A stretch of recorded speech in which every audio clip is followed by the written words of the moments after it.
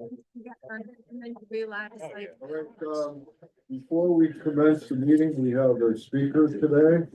So from the Western Connecticut Coalition, we have Kathy Hanley and Chelsea Kapitanchek. They're gonna tell us about vaping and take it away.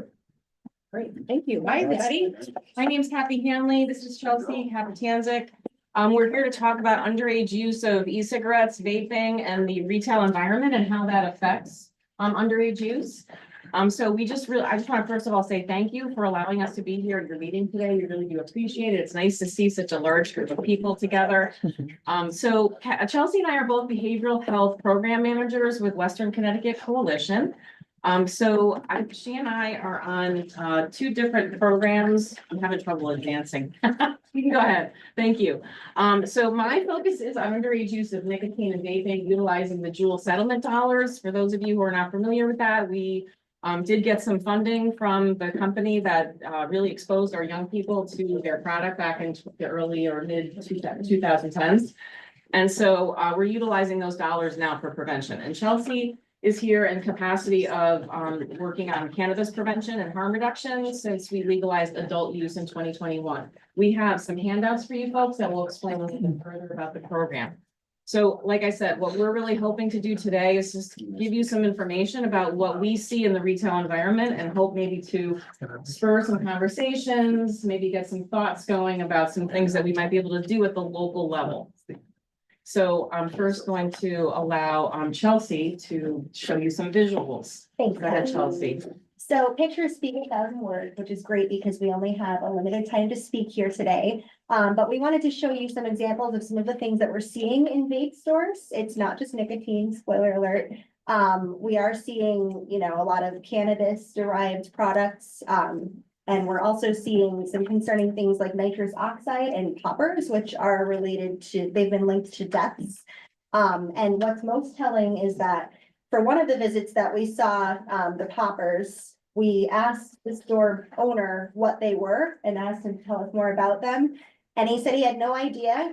He said that he just gets requests for items and then orders them. So, that kind of speaks to some of the concerns of the lack of oversight that we're seeing at some of these stores. Next slide, please. Thank you. So one of the things that's a really important factor when we talk about underage use of vapes and e-cigarettes is flavors. So flavors entice youth. When we look at our survey data in our local areas in Connecticut and nationwide, young people who indicate that they're using vapes, up to 90% of them are saying that they're using flavors. And the federal government has yet to authorize any flavored products. So technically a lot of these disposable e-cigarettes that you see in all those multiple colors, multiple flavors are not authorized by the FDA. So technically are illegal. The enforcement part of it has been slow. So we're trying to see what we can do to tackle things at the local level. All of our surrounding states have some kind of flavor to them. Connecticut does not. So we have not been able to get the Connecticut General Assembly to move that legislation forward. So again, we're trying to look at what we can do at the local level. So municipalities can always consider doing their own flavor ban. Tobacco 21 is a really good legislative policy that went a long way to protect young people from the harms of tobacco. And Tobacco 21, those legislative efforts really started as a groundswell at the local level with municipalities across the United States and then individual states until finally it became the law of the land here in the United States. So I bring that up as an example of how local policy can then drive state and then federal policy. And feel free to shout out any questions as we go along. Thank you. I keep hitting the clicker even though I know it doesn't work. So another factor that we want to discuss is density. So we started to notice over the last 5 years that we've seen a lot of these vape stores popping up in our communities. I'm wondering if has anyone else noticed that? Yes. Yeah, you're all nodding your heads, yes. Some of them look kind of shabby with bright lights and in a retail setting that looks different than other stores that we see in our communities. So I have some data to share. In 2019, we had 204 registered retailers in our region. And I forgot to mention at the beginning, Western Connecticut Coalition covers the 43 towns of Western Connecticut. So the majority of you folks here are covered by our agency, but then we have sister agencies in the other 4 regions that do the same work that we do. So in our 43 towns, we noticed a 40% increase in the number of stores that are registered to sell electronic nicotine delivery systems or vapes. So we went from 204 to 2019 to we have now 286. The city of Waterbury has 63 retailers. Naugatuck has 26. So we did some math on density. Connecticut does not really have any regulations about the density of vape shops like we do for alcohol or package stores. So we did some simple math by looking at the square mileage of some of our communities, and we're highlighting Naugatuck and Waterbury because we know that's part of your catchment area. And the density is pretty high in Waterbury and Naugatuck. So 2.2 stores per square miles here in Waterbury and 1.6 in Naugatuck. And if you compare that to other towns we service like Danbury and Taunton, Naugatuck seems to be a little bit of an outlier with the number of stores that they have. And we're pulling all this information from the Department of Consumer Protection. Every store that is selling tobacco, if they're selling vapes, they have to be registered by law with the Department of Consumer Protection. And if they're selling any other tobacco, they have to be registered with the Department of Revenue Services. We do make things a little complicated, but those are the laws here in Connecticut. Next slide. Question, Yes. do Torrington and Danbury have any regulations, zoning or otherwise, that Naugatuck and Waterbury don't have, or is it just the way it is? It's just the way it is for now. And so that's one of the reasons why we're here. And in a few minutes, we're going to talk about what some other municipalities in Connecticut have done. We just have not been able to make ground here in this western part of the state. There's only been a few so far. So this is kind of like a new conversation that we're having. So we're all against it. We're looking for some good ideas to implement. Good. That's what I'm hoping that we can, start the conversation with this morning. Thank you. Appreciate that. So this is just another visual. This is the town of Naugatuck, where we mapped out all of the stores. So you can kind of get a visual idea. All those black circles indicate a vape shop. So this is one of the things that we're doing. We call it mapping. It just helps us to get an idea of what our communities look like. I didn't get a chance to do with this map, but we also try to overlay it with where are the schools, where are places where children and families are congregating, youth services, things like that.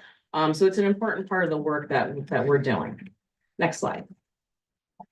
I already mentioned a little bit about this, but Tobacco 21 was really a huge step forward in protecting our young people. Folks their brains are developing until they're about the age of 25. So having a minimum age for substance use is really important. And so for alcohol and other drugs, we've had that age set at 21, but for tobacco, for a long time, it was still 18 until 2019 when Connecticut made it the law and then the feds in 2020. So we're going to be giving you a handout on more of the laws regarding Tobacco 21. It's a lot more than what I'm just mentioning here, but we did want to highlight that the state of Connecticut does have a program whereby they're going in and doing compliance checks. And the state works together with the Food and Drug Administration to go into these stores with underage agents to see if the stores are selling to anybody who's underage. So in 2023, we have some data that they inspected 8,300 stores across the state. And they try to get to each retailer at least once every year. Honestly, I don't think that's really enough. I would like to see us increase that capacity. If a store is found to be non-compliant, they will receive multiple visits. And oftentimes what they'll do is they'll do this in conjunction with local law enforcement. And so maybe you've seen some of the articles in recent 12 to 18 months where they're going out into these stores and they're finding not only are they potentially selling to underage, but they're also selling illegal products like cannabis. These stores are not allowed to sell cannabis. Those are only allowed to be sold in registered cannabis retailers in packaging that is not colorful, that does not look like anything that would entice children with names like Skittles or snack foods and things like that. We do see a loophole in this Department of Consumer Protection regulation that if a store is opening and they go through their zoning commission, they are supposed to be registering with the Department of Consumer Protection, but there's no checks and balances there. So we have seen stores that have opened and they're not yet registered. And if they're not registered, then they don't go on the list of those that are going to be checked by the tobacco prevention and education program. So that's something that we're concerned about and hoping that maybe we can tighten up some of those regulations by working with our zoning commissions. And that's something that hopefully maybe through you folks, we might be able to do that. We also just want to make sure that folks know there's a hotline. If anyone is concerned about a retailer that they think is selling, parents can use this number. So please feel free to share this on your websites. We will be giving you these slides. And again, we have a whole bunch of handouts that we're going to be providing for you. Next slide. So now I'm going to turn it over to Chelsea, who's going to talk about our project. So thanks, Kathy. So a couple of months ago, the Board of Directors from Western Connecticut Coalition asked us to do a project in which we kind of see, you know, what ordinances are in place within the 43 towns that we serve at our agency. So we've kind of broken this up into the Council of Governments catchment areas. So we sent out emails to the first selectmen of all of the towns. And you can see we've gotten, you know, probably about half of the responses from half of the towns that we've reached out to. So far, we've found no ordinances that are in place regarding vape stores in our region within Demus Region 5. So if you want to go to the next slide, please. We do have ordinances that are in place within Connecticut. Actually, a lot of this work came about after we met with the chief of staff for the city of Milford. Milford has an all-out ban of any new vape store whatsoever.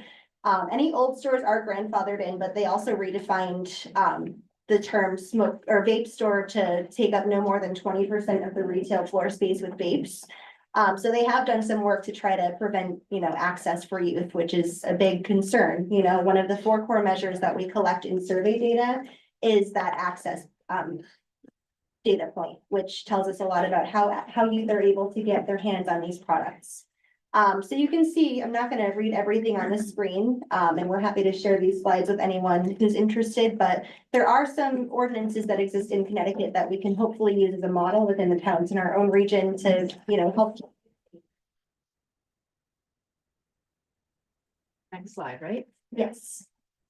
Okay, so we just wanted to kind of wrap things up by showing you some of the data of what underage use of e-cigarettes and vapes looks like.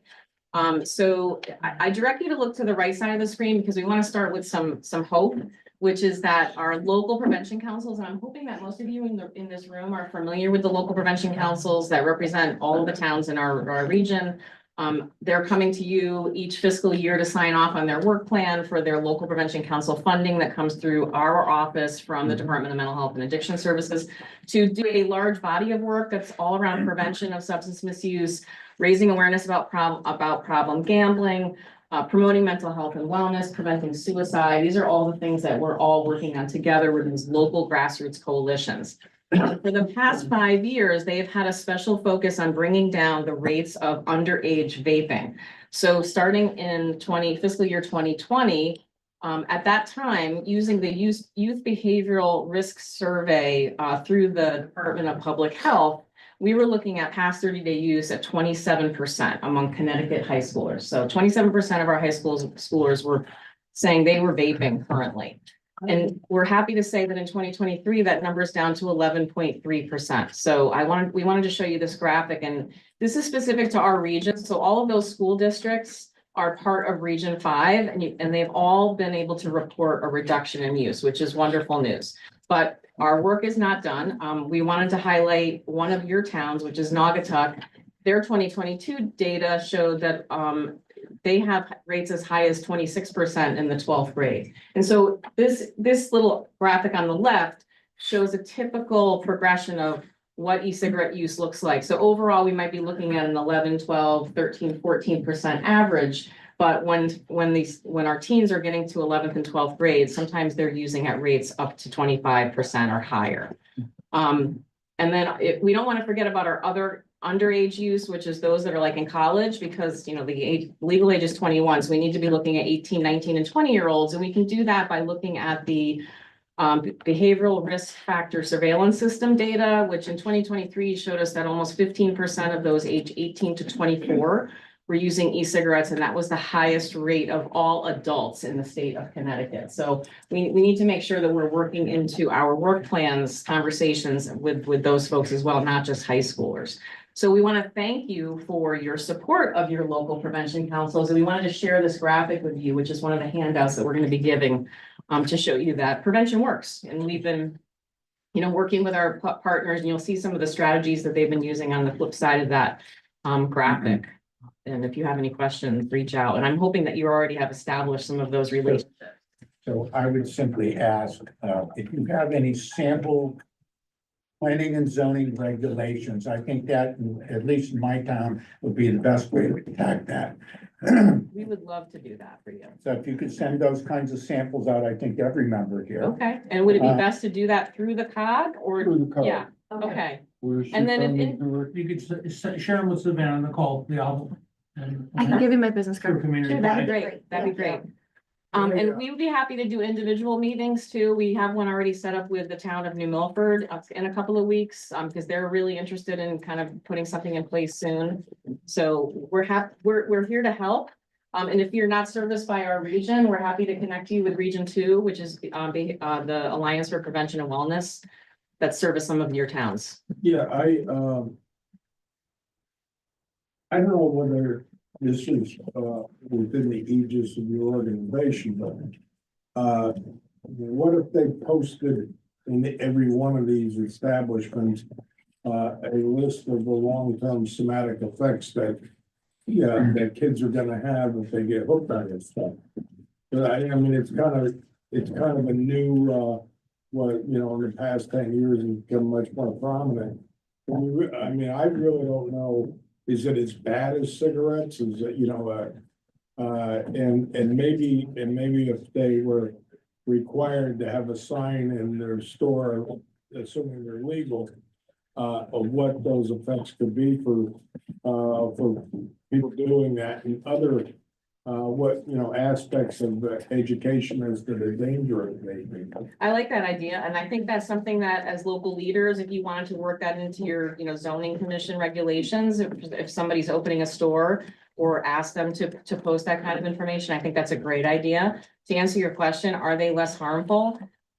There's two ways to answer it. For young people, and really for everybody, no amount of tobacco use is harmless. And for young people especially, they are more vulnerable to addiction to nicotine. So we really want to keep that onset below age 21.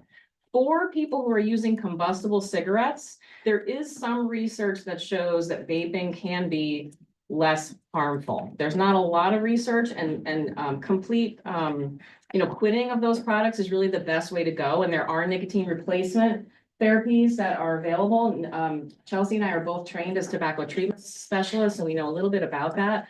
The FDA has not indicated that vapes or e-cigarettes are a safe way to quit or to secede from to quit smoking.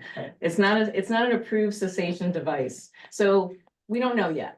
But it's really definitely something we do not want our young people engaging in at all. And we've done such a great job to get people to quit smoking and to have young people not, engage or initiate in this behavior. And then these products came along and have really upended a lot of the work that we've done for the last 40 to 50 years. So it's kind of like we're starting all over again. Well, I mean, I know in my town, if your kid's caught vaping in school, you get suspended. Right. I don't know if that's normal. I don't know whether everybody else does that. We do engage with our schools, and a lot of them are doing that. We're trying to kind of weave into the conversation more of a restorative aspect to that, which is, yes, there should be consequences when you break the rules. But if young people are addicted to nicotine and that's why they're using in school and they get in trouble, then there should be some additional supports that are available to that student. In addition to that, in-school suspension or community service or whatever it is that they're required to do. Chelsea? Yeah. This is Mayor Cassetti from the city of Ansonia. Recently, I had the zoning board put a moratorium on allowing any smoke shops or vape stores in the city of Ansonia. We have two that started to were going to open, but they canceled because of the moratorium. Now I have two stores that are left, and we're putting pressure on them because I really don't want that.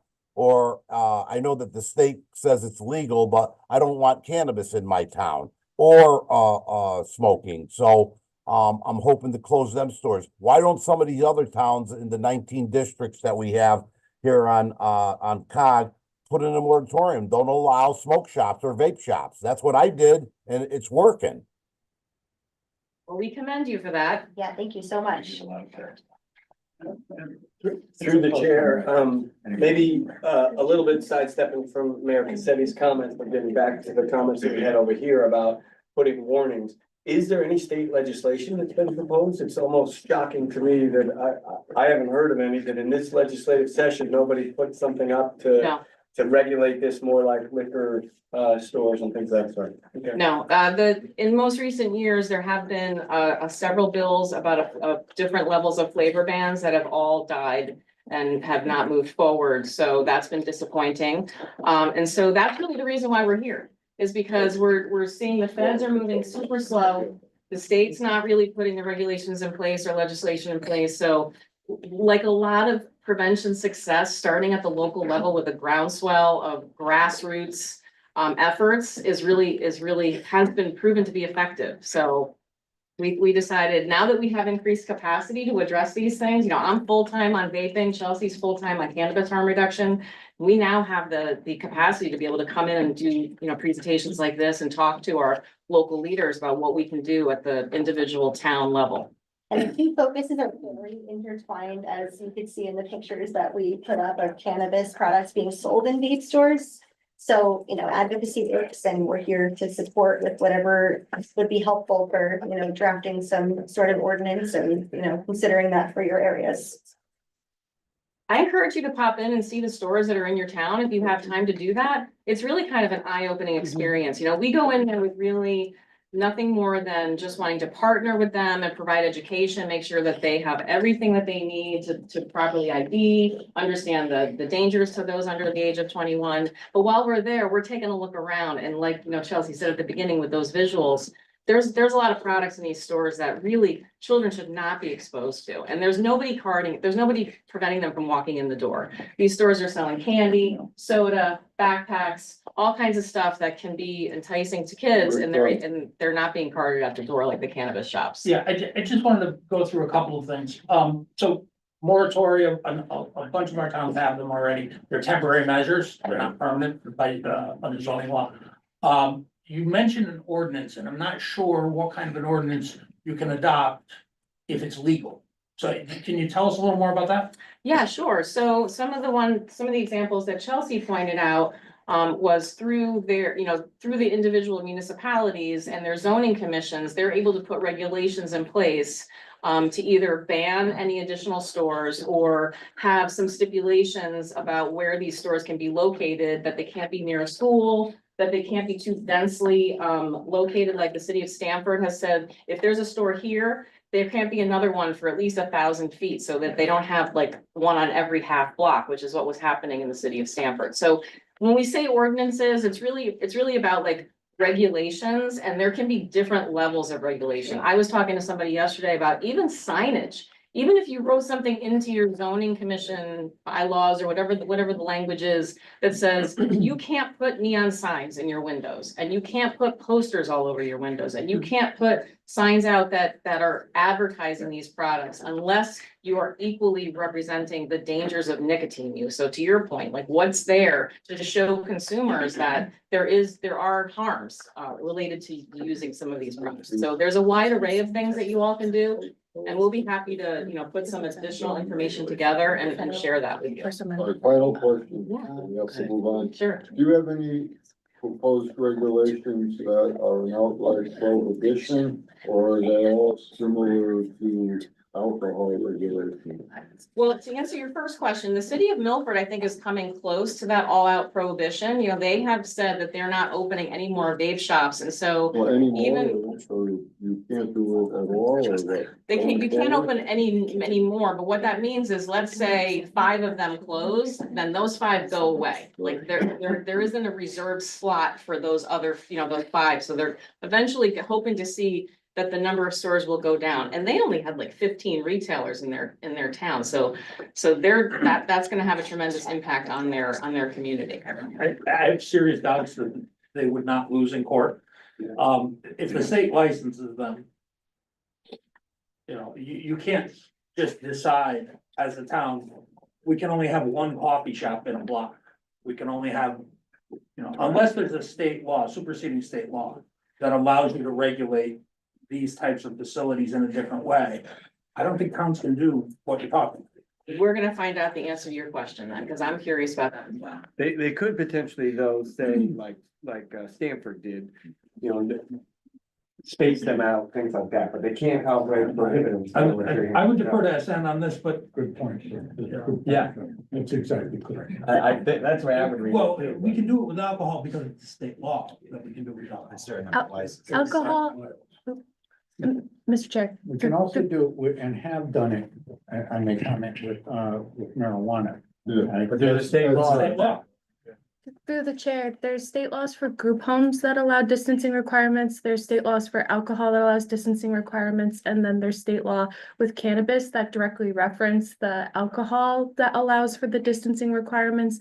So I think if there is, it'd be really beneficial to know the citation because at NVCOG, we like to only recommend things when we know that the municipalities have the statutory authority to do so. And those are the 3 instances that we are aware of, and we do recommend that they have the power to do so on. So you wouldn't want all of these towns, I'm in Bristol, by the way, so not your region, but you wouldn't want all of these towns to put these zoning regulations in and have somebody fight it and then find out that they're all overturned. Yeah, that's a good point. Why That's a they good point. state This goes, regulations this too, that's easier. particular piece goes a tiny bit out of our wheelhouse, but we'll be happy to look into it and get back to you. The Good nip question. bottles are the same issue, right? So, Using that money. thank you, Kathy and Chelsea. Thank and you. You're gonna send the information to Kathy. Great. We're gonna just tiptoe around and give you guys some handouts and then we're gonna be on our way. Thank you very much. We really appreciate having us. Thank you. All right, I'm gonna call the meeting to order and they're done, leave us in the place. Allegiance to the flag of the United States of America and to the republic for which it stands, one nation, under God, indivisible, with liberty and justice for all.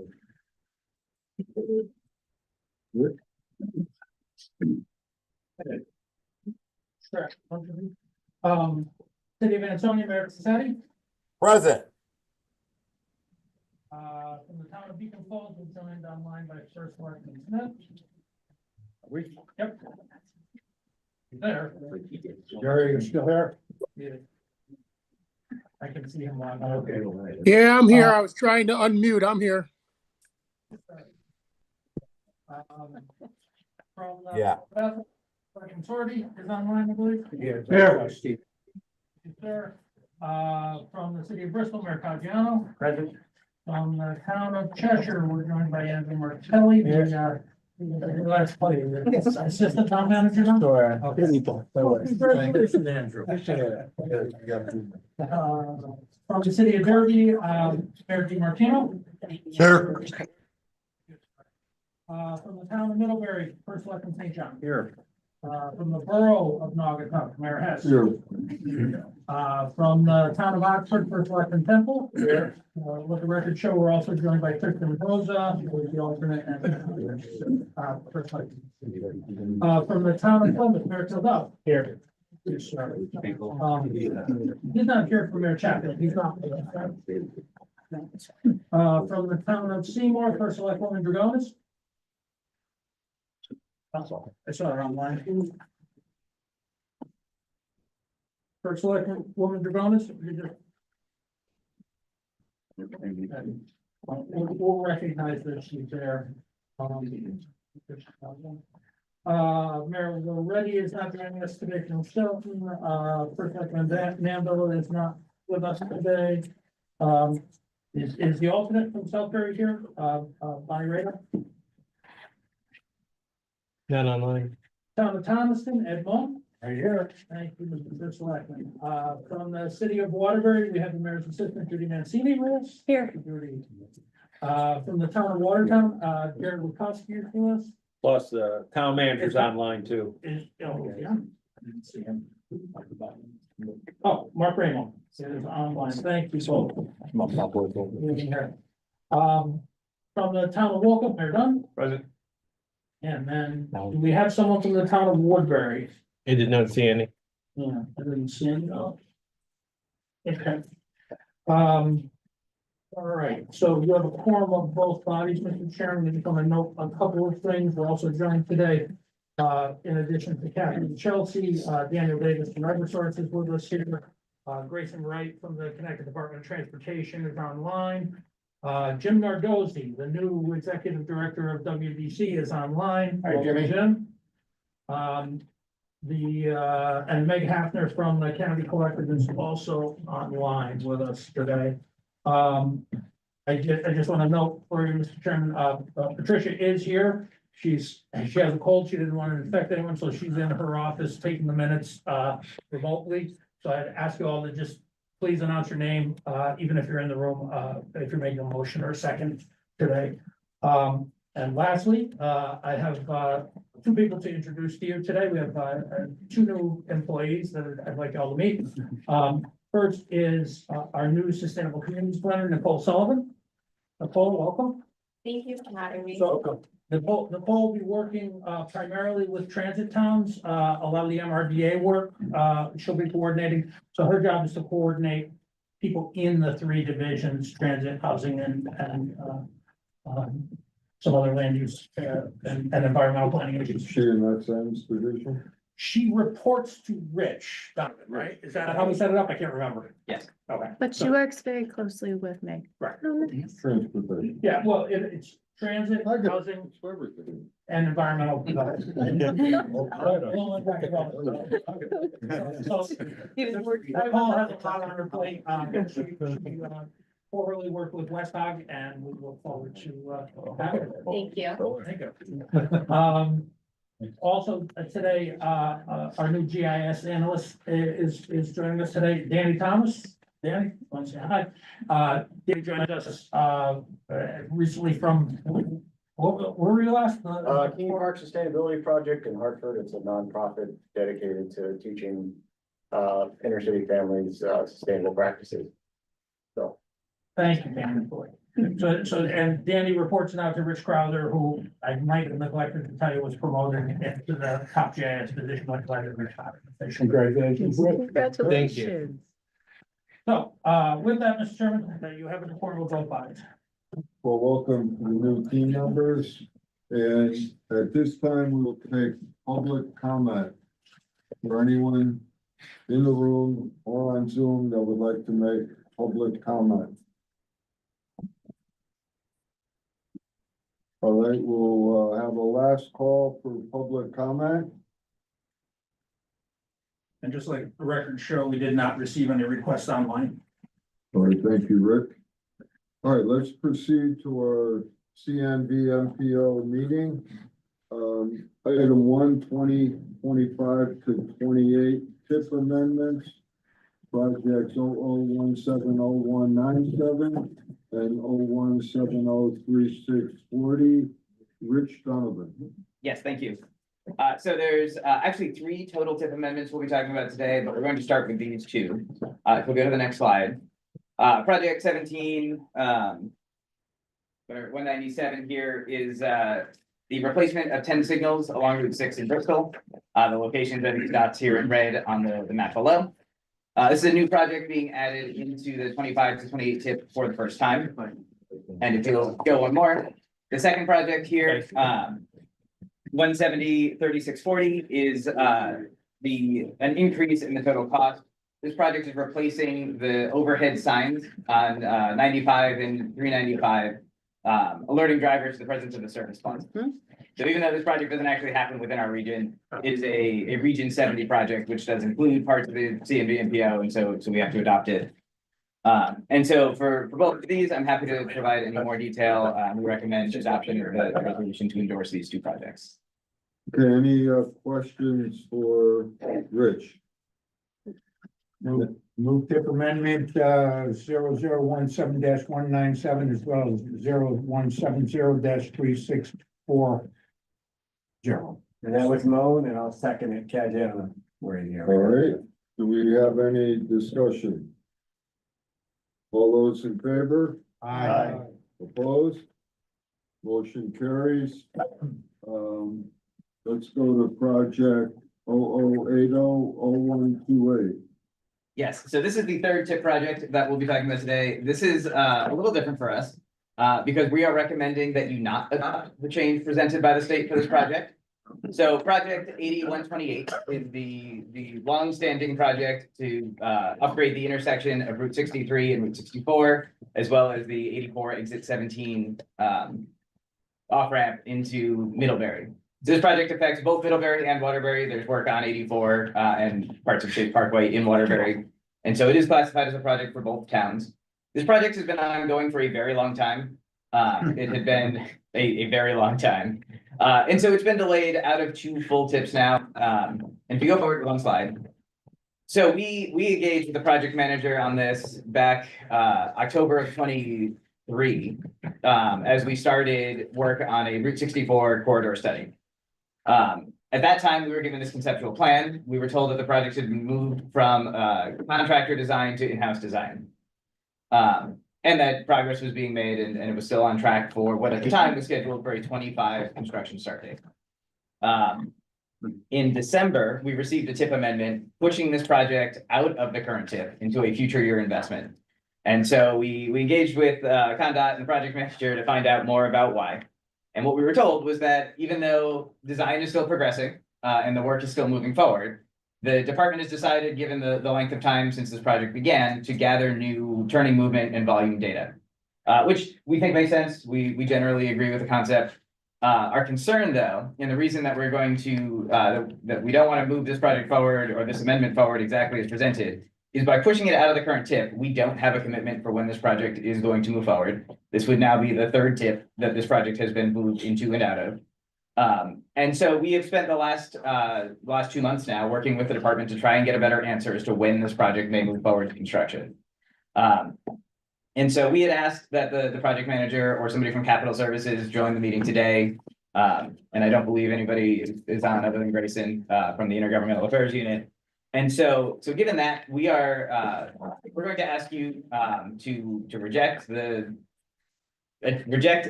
amendment as it stands right now until we can get further information from the department, basically with a request for further information from the department about the actual timing for this project. An alternative option is to table the item. It has the same effect in the short term.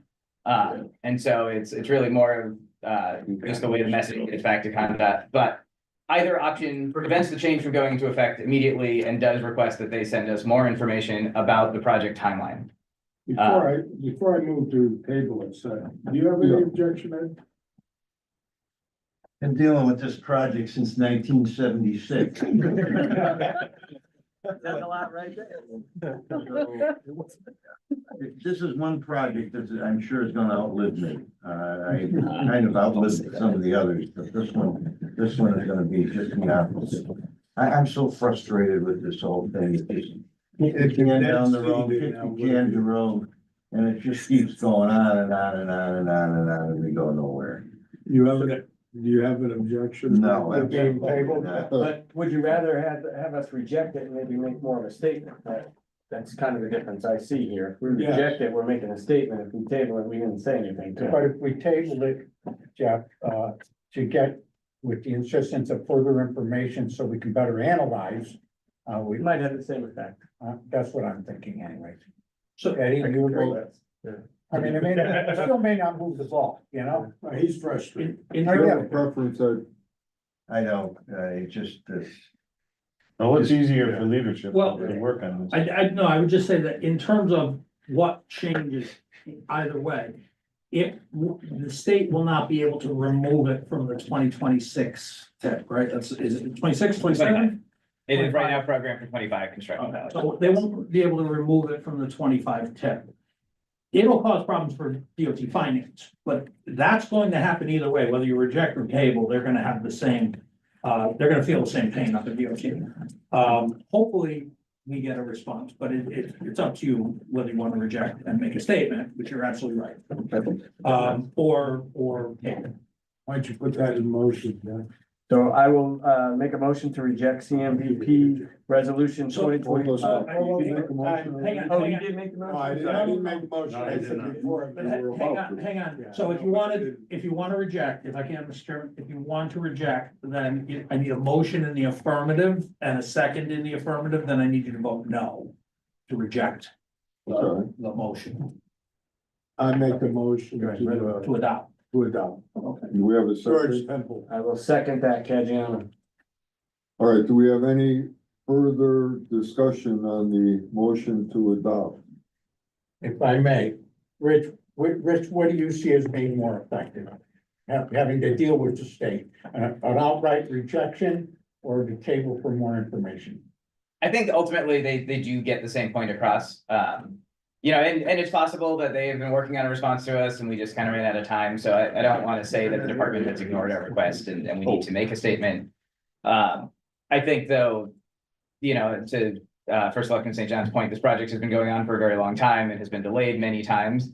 And so it may not be a terrible idea to show that we're, you know, we are frustrated about the ongoing delays and would like to see a real commitment to when this project would move forward. But I don't know that I have a particularly strong recommendation either way. That, you know, as far as how it works for us working with Condat on it after the fact. So my only thought is, if I may, Mayor, is if we reject it outright, they then just say, well, the hell with them, they don't want to work with us, we're not gonna work back with them, as opposed to saying, hey, well, we want more information so we can make a good decision. All right, so Yeah, I mean, we can reject it, but in the motion, put some context to it.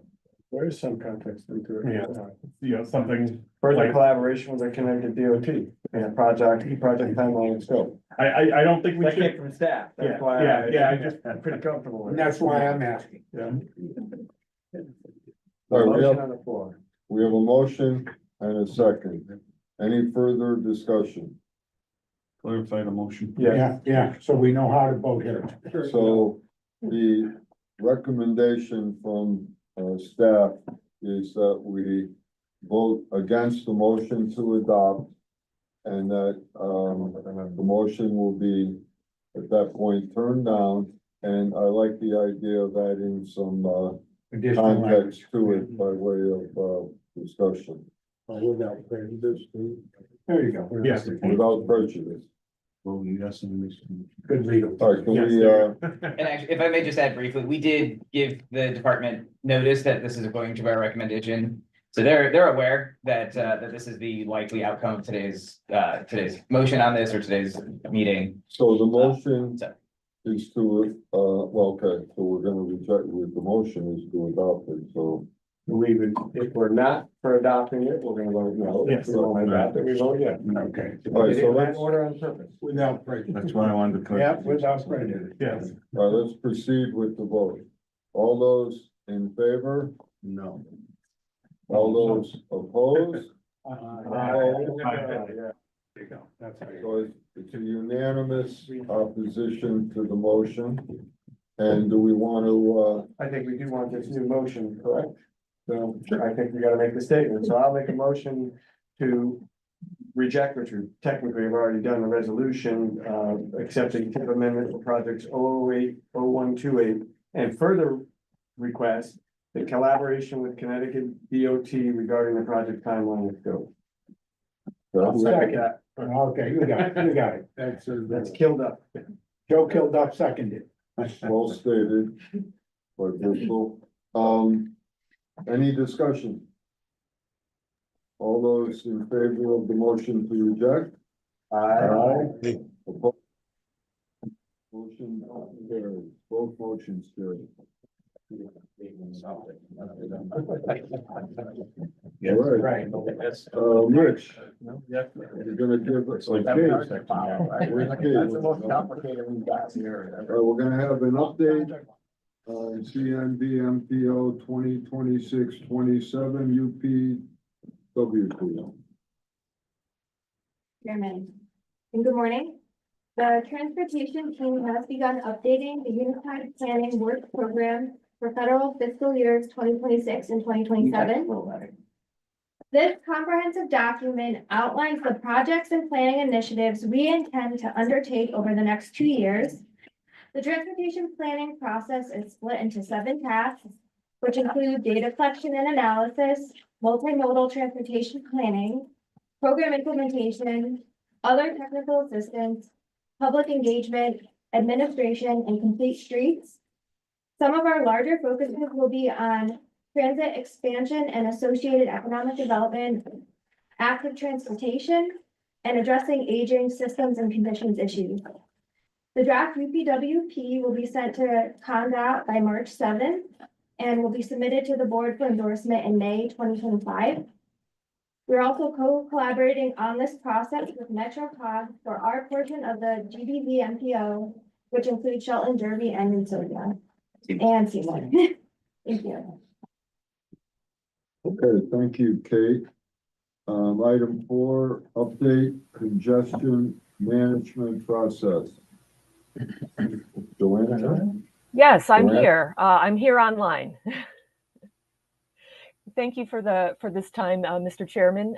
No action is required at this time, and this is only going to be a brief overview of the congestion management process we're developing for the Waterbury Transportation Management Area, or TMA. So what the Waterbury Transportation Management Area is, I'll give you a little background. The Waterbury Urban Area received Transportation Management Area designation in October of 2023. A TMA is designated by default when the population in an urbanized area reaches 200,000. Now, the Census 2022 reported that the Waterbury urbanized area population was about 199,300, or about 700 people short of TMA status. But because the transportation network in the MPO includes sections of other urbanized areas, most notably New Haven and Bridgeport-Stamford, we had already been fulfilling requirements for TMA for partner MPOs. So for these reasons, we applied to the US DOT for this TMA designation, and by action of the Secretary, received it on October 21st, 2023. Now, once we've received this TMA designation, one of the major requirements is that the MPO must develop and maintain a congestion management process, or CMP. This is not a plan or a report. It's an ongoing process monitoring traffic congestion to improve air quality and transportation services and develop strategies to address congestion problems. So traffic slowdowns in the Waterbury urban area are greatest along I-84 in the city of Waterbury and Route 8 in Naugatuck. Congestion just outside the area in the Cheshire at the ramps of between I-84 and 691 also contribute to the slowdown on 84. So let's take a look at the congestion scans we've done for the congestion management process. You're looking at one right now. This is for I-84. So as you look at these graphs, and there's only going to be 3, you'll see across the top are times by hour. Down the middle from top to bottom is one direction of travel with location of exits along the road. And on the other side is the opposite direction of travel. So the colors will tell you how fast the traffic flows relative to posted speed. So dark green indicates traffic flowing close to the posted speeds, and the dark red show traffic traveling much slower than the posted speed limits. So from the graphs I'll show you today, all of this data is from 2023. So looking at I-84, the congestion scan you see shows limited slowdowns, mostly in the area west of downtown Waterbury and through the mixed-master structures. As you can see, the red color indicating slowdowns in both directions in late evening and early morning, and this can be attributed to the ongoing mixed-master rehab project that has resulted in lane closures and shifts for overnight hours. Now, aside from the congestion in the area around the rehab project, limited congestion occurs in afternoon hours in the lead up to the 691 interchange just east of the urban area. So recurring congestion at that interchange impacts traffic for several miles along I-84, as I'm sure a lot of you are aware. Next slide, please. So this is looking at Route 8. So traffic moves most freely at free flow speeds through the area, with some delays near the intersection with I-84. Late night to early morning congestion near exit 30 in both directions is likely the result of significant mixed master rehab projects that impacted operations all throughout 2023. Next slide, please. So this is, we're moving on to the 691.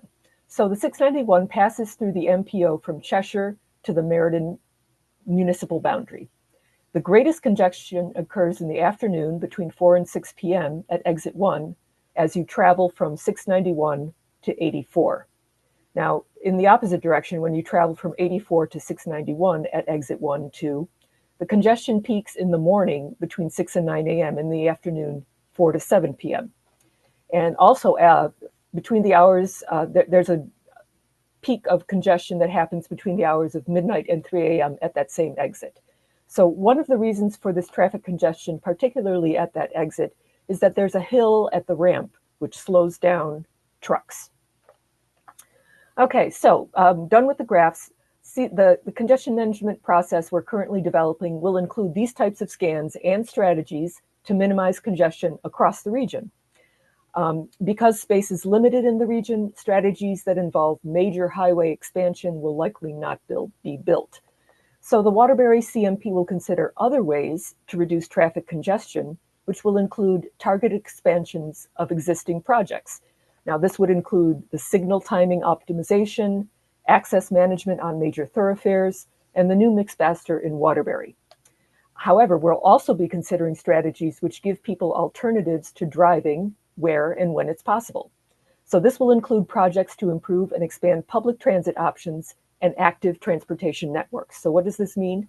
This would build on existing work to connect all sections of the Naugatuck River Greenway, expand the capacity and frequency of rail service along the Waterbury branch line, and also the CT Transit bus routes.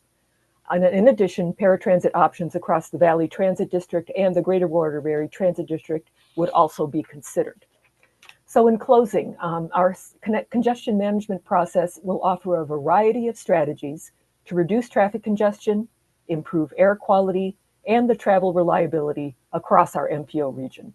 The CMP draft is currently posted to the NVCOG website for public review and comment. Now, if you have any comments, please reach out to me or Rich Donovan.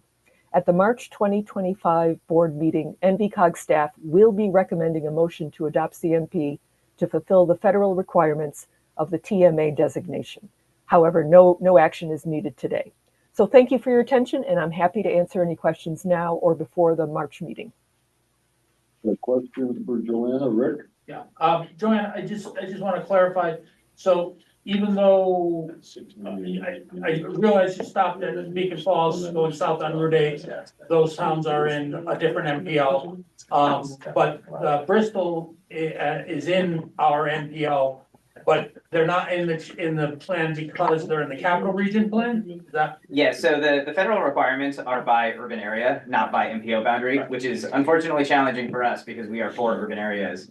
And so we look at parts of Bristol as part of this where we expanded beyond just the urban area boundary. The Waterbury urban area doesn't actually exist in the data sets because it was designated after the completion of urban area redesignations in the 2020 census. And so we pulled data for the MPO as a whole. It was just really easier to get the data that way. But Bristol, Plymouth, and Thomaston are part of the Hartford TMA's congestion management process, which we're in the process of updating right now with the capital region. On the other side of the MPO, you have, many of the towns on the west side of the MPO are also part of the Bridgeport-Stamford urban area, which we just updated last year with MetroCog and WestCog. We're just outside. Yeah, no, but your ramps would be attacking that. Okay. Yeah, and we do, so the strategies across all 4 of the COGs that are working on this, WestCog, MetroCog, us, and Capital Region, and to a degree South Central, are all very similar. We have a pretty limited set of options to truly address congestion across Connecticut, and so we're all pretty well aligned on what those options are. Thank you. All right, further questions? All right, we'll go to NVCOG administrative items, minutes. Motion to approve as presented, Ed Moans. Second. Motion and a second. Any questions or discussion? Seconded by George Central. Yes. All those in favor? Aye. Opposed? Motion carries. All right, Michael, it's time for your financial report. Thank you. So this is the financial report that went out in your packet last week for period ending December 31st. So it brings us 50% 6 months through the year with a bottom line of just over 93,000. Our budget to actual for our operating expenses is running at about 32%. In terms of highlights, there haven't been any specific unexpected funding cuts. However, just to briefly address the federal freeze, which Rick will go in more detail in his segment. We had the main grant that's currently affected right now is the EPA Climate Pollution Reduction Grant. So there's a freeze, and we run that through SCROG. They instructed us to stop work on the project, I think, last week, and that's approximately $28,000 a year for staff time over the next 3 years. In the last week of January, there was a freeze on our EPA RLF 2022 accounts, which I believe you are aware about. At the end of the week, when the judge from Rhode Island rescinded, put the restraining order on the freeze, we did have access to the funds the following week, and currently we still have access to all of our other federal funds. So right now, everything is still moving along. And then there's no freeze on the Kimmytown Dam project, but there is still a lot of uncertainty with what's going to happen once the restraining order is lifted or the process continues through the courts. Outside of that, I don't have. Okay, so Rick, you're gonna deal with the I'll talk more federal about it freeze in the during- yeah. report. All right, any questions for Michael on non-federal funding freeze questions? All right, can we have a motion? Move acceptance of the financial report as known as presented. George, want to say that? Seconded by George Chappell. Thanks, All right. Ed. Gotta let her know. Yeah. You're not here in the room. Not in the room. All right, any discussion? All those in favor? Aye. Opposed? Motion carried. Thank you. Director's report, Rick Dunn. Thank you. So the first is, I was in Washington most of last week. I'm on the National Executive Council for National Association of Regional Councils. It's our annual DC meeting. It obviously was a little different this year than most years. But I came back with a lot of good information and I think some insights as to how to operate the agency and prepare as best as we can. I won't spend a lot of time on that. I wanted to go to a couple of things on the federal funding last. I wanted to talk to you about the state legislative activities that are going on. So as most of you might be aware, the governor has proposed creating 2 new positions at every COG, one for floodplain management, which we're also talking about, including MS4 oversight activities for the region. The second position is a full-time municipal solid waste recycling person, which would fit in well and would create regional waste authority. There are also other proposals from the leadership to give us a housing position, which we basically have, but would allow us to do more with the money we're using right now. And then there's an additional activity or bill sponsored that would refer regional wetlands issues to COGS. We don't know a lot about this one. This sort of came out of left field. And it was proposed by a legislator from Fairfield County, I believe. But it's tied up with wetland review by COGS and historic building activities having to deal with the building officials. We didn't comment on it. We didn't testify on it as NVCOGCT, our state association submitted comments, basically just trying to raise some questions for the Planning and Development Committee to consider about how this would work and whether it comports with current statute or not. And the fact that what we do is advisory and wetlands is usually an enforcement or a permit. It's a different world. So we brought that to their attention. I just wanted to bring it to your attention that there was a hearing on it this week. Question, George. Who's funding the two new positions? Thank you for asking me. That was gonna be mine. Because I skipped over that. So the positions are gonna be funded at $125,000 per position, all in. It's coming from the existing RPIA, Regional Performance Incentive Account, that funds cops. So where we get our regular state funding from, it's the same pot of money, that it would come from there. So there's no increase in funding? You're just telling us to take it? No, it would actually be an actual increase. Okay. The way it's, well, so the General Assembly is obviously in the middle of their process. Right. The governor proposed I understand. adding 2 positions at that rate on top of the RSG grant. It'll be in addition to the RSG grant. There's also another bill that was heard in committee that would peg the RSG increase into CPI. We don't have a mechanism for increasing that amount, so this would take care of that. It would be a CPI increase on it. Well, Rick, I understand the logic with municipal refuse, but what control, if any, do we have over federal floodplains? So the floodplain management stuff, I defer to SN because I don't know nearly as much about it in terms of what it would do. But again, it was a recommendation that came from the governor's, on the governor's bill. Probably involved governor and OPM, I would imagine. Isn't that basically Army Corps matters? So through the chair, all municipalities in Connecticut are part of the National Floodplain Insurance Program, which allows, when we had the significant flooding that we did in August, like that's what allows the FEMA funding to come for those sorts of things. It's something everyone in Connecticut is a part of. And the way that that works is you have floodplain regulations that are a part of your zoning regulations. I know about this because I previously was a floodplain administrator when I was a municipal planner. And so for people or communities along the Naugatuck River, and it's not just the Naugatuck River, it's many sorts of water courses that exist.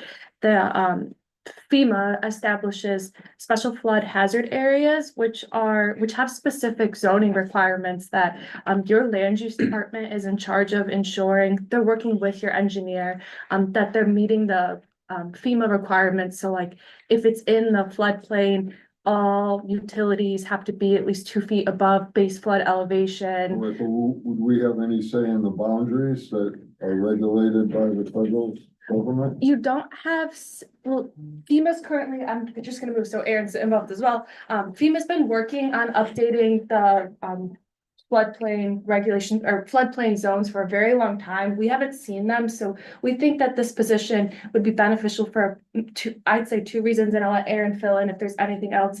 One of the main reasons is having someone who can advocate on behalf of our region when the FEMA flood maps are supposed to be supposedly coming out since 2020, and we haven't seen them. And then working with your communities to say, your map has been created. Are there any comments that you want to make? That's just great to have that other person there that's watching in that way. But we also think that this is a beneficial position because sometimes I can speak personally from experience. When I was a floodplain manager, I'm a land use and housing planner. I'm not a floodplain expert, and a lot of what your land use administrator, whomever's doing that floodplain administration for you, has to do is kind of a technical and nitpicky thing. Absolutely. And so if we were to have a floodplain administrator here at our level, it just continues to provide the support that NVCOG is really working towards, so that your land use staff doesn't have to feel alone as they're going through those reviews and engagement. And we're currently working on hopefully sending one of our staff members to the FEMA floodplain manager training. You get a certification, you get nice funky letters after your name, but it just will help you ensure that you're complying, because if you don't comply, and the DEEP has a NFIP coordinator, they could audit any of your municipalities at any point for compliance with making sure you're getting all of the permitting requirements and zoning requirements and building requirements that you need. So having someone at the regional level that can provide that support and getting everyone's records where they need to be, and then being on call as needed to provide those one-off reviews, I really see as a benefit to help your planners, help your planning and zoning commission stand on firmer ground. I'm just like, I'm sorry. No, go ahead. I just have a question, and it's not trying to be funny either, but it talks about FEMA being removed or just, dismantled. Is that something we should maybe go after now, whatever maps are, whatever work they did do, it's something that you guys could get up there and take some pictures? I'm being serious because they're talking about dismantling FEMA. What if next week FEMA's gone? Is there gonna be another organization or is everything in their office stay? I'm really not being funny. You're sitting I'll talk a little bit more. When I get to I would just, and not speaking for the governor, I think one of the concerns at the state level is the regulations that have to be adopted by zoning by town. Obviously, water courses span more than one community, and if you're the last community before a water course dumps into a main tributary, main river, it's in your interest to make sure that those towns upstream have proper regulations as well, so that things are not dumping in. So this part of this would be making sure that all of the communities in a given area were complying and had good regulations and weren't just shoving their problem further down the line. It's a regional. Correct. Yeah, that's what I'm trying to say. It's better that we're doing it here and now we take control of those if we get that information that was already made. Because I think we're gonna need to do it from here. There won't be another organization. I mean, so I'll just talk about FEMA now, if you don't mind. Continue. So, what the president has said about FEMA is, yes, that he wants to get rid of it. But what he has also said is he wants to send the dollars directly to the states to deal with emergency management issues. So, I mean, it may or may not be a good strategy. I'm not saying whether it is or it isn't. But my assumption with FEMA, and I'm loath to assume much right now, but my assumption is that the state will be empowered and given dollars to do additional work if there's not a federal organization. But it's the same thing that I said about, water courses going through towns, water courses cross state lines as well. And if you lose that coordination at the federal level. Any more on federal funding? I actually didn't do my federal funding yet. A couple of things. One was mentioned earlier, the CPRG grant, that we're stopping. That's the only one so we're not the recipient of any of these, but we're involved in 3 of them, I think. 3 different regions. I don't know who knows the answer to that question. And so we've only been told by South Central at this point, stop working. Guys. On CPRG, Yeah, we stopped. have we been told on all? Just on that one. not Oh, the yeah, well, we're not getting any funding through the others, so, but yeah, I've had no direction since then. And then, so with. I won't go into the EPA thing, you all know that, you're all copied on the emails regarding the EPA removal of money and then restoration, like I touched on. Anytown, we got word from the from our program manager in DC that the money that's contracted is safe. Now, they've only contracted 2-year, 3-year agreement. There's a 3rd year hanging out there. We're operating on the assumption that the 3rd year of that existing agreement and award for Kennytown will be released. We'll know. We're supposed to get it in April, so we'll know by then. Additionally, we have filed an application last week ago Monday for another $8 million to know for that project. I feel pretty good about the application. I feel fabulous about the work that staff did putting it together, but I feel really good about the application because it doesn't seem to trigger any problematic things that have been identified with it by this administration. Fingers crossed. We're talking to the state on that particular project, and that would be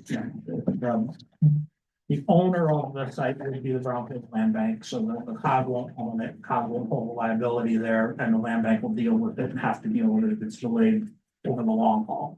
But we're talking with the state about backstopping this project. The state needs to contribute some bond funds anyway, some matching to existing federal.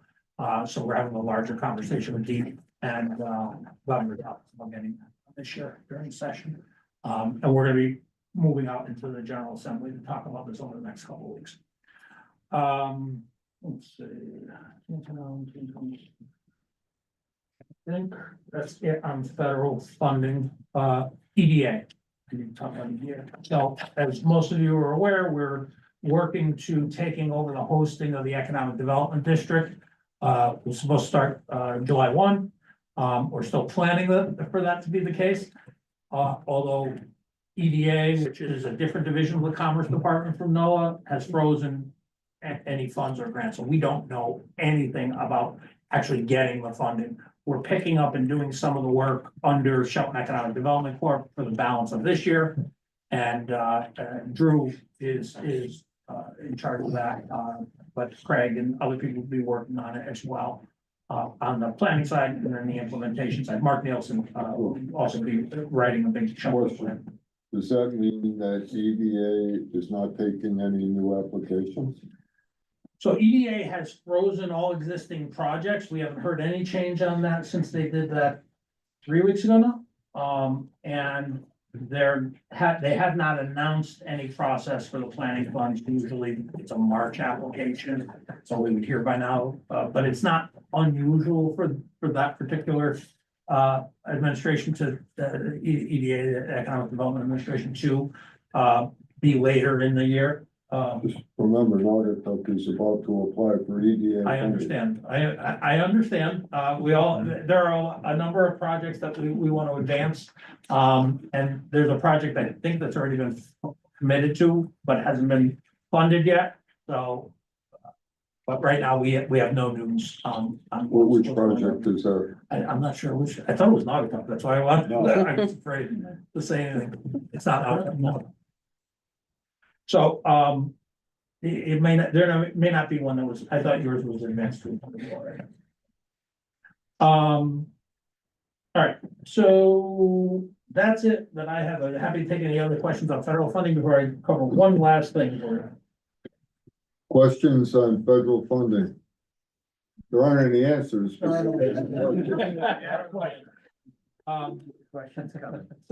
the last thing also has to do with anytime, just a heads up, that it'll probably be addressed at an executive board meeting before the March meeting. So we need to execute a land banking agreement between the COG and the Connecticut Brownfields Land Bank. So we expect the land bank to close on the property. Aaron, I can update anytime later, but we expect to close on the property by the end of March at this point, and but we need to execute an agreement at our March meeting, allowing the land banking to go forward under statute. So I just want to give you a heads up at that point. And with that, Mr. Chairman, I thank you all for your time. I realize it's much longer than my normal report. I appreciate it. Thank you, Rick. All right, so let's go to GIS and data. Rich. Well, first of all, Rich, congratulations on your promotion, but tell me what you do now. How's it different? How are you doing? Thank you, Mr. Chair. It's been a bit of a challenge. My supervisor, Glenda, left, so I was by myself for 2 months, working with all 4 departments, and then town tasks. So, but everything's completed. Also developed a tool I'll show in the next slide. That'll be helpful for the towns. But I appreciate the opportunity and look forward to bringing data, advancing data throughout the region. Oh, good. So today, I would like to introduce a data tool. You can reach through the scanning QR code or the link on the screen, or next slide, please. This is a video. It's just to demonstrate. Gotta go back to the first. I got it. I got it. All right.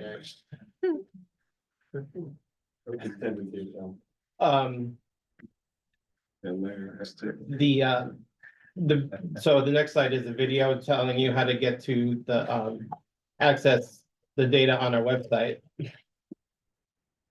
through our maps and data tab and data download. It's all information that has been requested by you, some of the CEOs or your staff in the last year.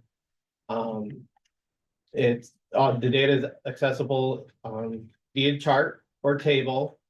Some of them are interactive. At the bottom of each table is data source. And also at the bottom of each table is a way for you to download the data in each graphic. You'll receive a Excel table as shown, so you get all the information for yourselves. So there's about 8 different data sets available for you. If there's anything else you would like, let me know and I'll get it up online for you. It's just a little, I know there's other data sources, but it's very complicated to get it out and pull it out. Please let me know what your thoughts are. So Rich, my only request would be to share this with our land use departments and towns, because they're primary users of the GIS systems. And will do. And I forgot to mention, I have reached out to GIS staff or engineering staff already in your town, so they're aware of the transition, our staffing transition. Okay, anything else, Richard? That is all for me, sir. All right. Questions to Richard? All right, let's go to community planning. Welcome back, Savannah. Thank you, Mr. Chair. And good morning, everyone. This highlight is an update and does not require further action from you. We just wanted to let you all know that the Community Planning Division, with the help of Communications and Community Engagement and the environmental team and GIS and data, have published the winter edition of the Community Planning newsletter. We are going to briefly just highlight that we'll provide an update today, but there's an update about our regional plan of conservation and development and our recent youth summit that we did with the town of Thomaston. There's also our latest land use brief, which focuses on stormwater management that Molly will discuss shortly, a sustainability spotlight that's highlighting the work of the environmentalist team, stormwater and MS4 resources. Our end visualization highlights the Naugatuck Valley Region Historic Resource Interactive Map. And then we included a presentation that was run by the city of Ansonia and the town of Seymour and NVCOG to help businesses impacted by the Kinneytown Dam removal to access business capital. So this is a newsletter that provides information and resources for your land use staff, you all, your commissioners, about what's going on in our region. Thank you.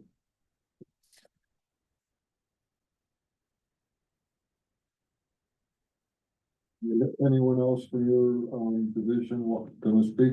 Molly will speak as item, the last item. So I'm the next 2, and then I will defer to Molly. Okay, so let's, which one's next? The Regional Plan of Conservation and Development. So again, thank you, Mr. Chair, and thank you, Chairman Martelli, for the Regional Plan Steering Committee. I will be making the update today on that, and it's a brief update. Again, no action is required from you. We want to thank you again for allowing your staff and commissioners to participate in this process. It's been really invaluable to have your insight, and it's a really great group that's coming together. I think we're going to end up with a really great plan because of this. We're about halfway through the initial stakeholder engagement, so we're almost done conducting interviews. Many of you have sat down with Molly, who's been conducting them all. She's done a really great job, and we're really proud of the effort she's been putting in on that. And we'll be sending out a survey to you, your staff, and your commissioners come this March, so it's just something to keep an eye out for. And then the last thing I wanted to bring to your attention is we're working on a municipal specific engagement opportunity. We want to be sure that your staff, your commissioners feel like they have an opportunity to be involved. Their insight's going to be really important to us. So we're hoping to conduct this municipal specific engagement March through April. And so you'll hear about it more at the next meeting, but we wanted to put it on your radar. So you get used to hearing that we'll be wanting to come to each of your communities come this spring. Thank you. Of course. Town of Thomaston Youth Summit highlight. Yes, so this one is a really exciting highlight for us that we would love to bring to your attention. Again, no action is required. As part of our work with the Thomaston Plan of Conservation and Development, we had the opportunity to partner with the town, and we really thank First Selectman Moan for believing in this idea, and the Board of Education to host a 2-day youth summit for 60 high schoolers. High schoolers pictured on the photo on the left.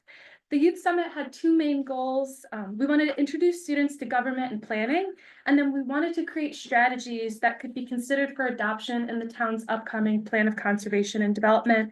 We had 12 local partners. We had the Economic Development Commission, the Board of Finance, the Beautification Committee. We had state partners, the Department of Transportation, the Department of Energy and Environmental Protection, the State Historic Preservation Office. And then we were lucky to have their representatives come. So Congresswoman Hayes was there, Representative Piscopo and Senator Martin, and we thank them for their time. But they got to hear a presentation from First Selectman Moan and a variety of different governmental, either chief elected officials or planners, about what our work looks like and how we do it. And then by the end of the process, we have a variety of great strategies that we'll bring to the Plan of Conservation and Development Steering Committee for consideration. The groups were really thoughtful and really insightful in a way that I think shocked me personally, but it was a really, really, really enriching experience for the students and for all of our staff that participated and helped facilitate. This really was a team effort from all of our staff working towards this. And so again, we thank Thomaston for allowing us this opportunity, but this has never been done that we're aware of in the state of Connecticut. And we're really hoping to establish and set a model of what youth engagement can look like, because they are our future. And if one student in there decides they're going to end up in this career, whether it be on our side or on your side as elected leaders, we did what we set out to do with this. So just an update. So it was interesting because, and I'll say this, all of these kids were representatives of a larger group. It wasn't every kid in the schools there. It was their representatives to come and speak about what they saw as Hamilton's strengths, so to speak, and what they'd like to see going forward in our Plan of Conservation and Development. But it was also an opportunity to get them to understand what happens at the local level and perhaps entice them to be more involved in their communities as they get older, because we all need to run on volunteerism.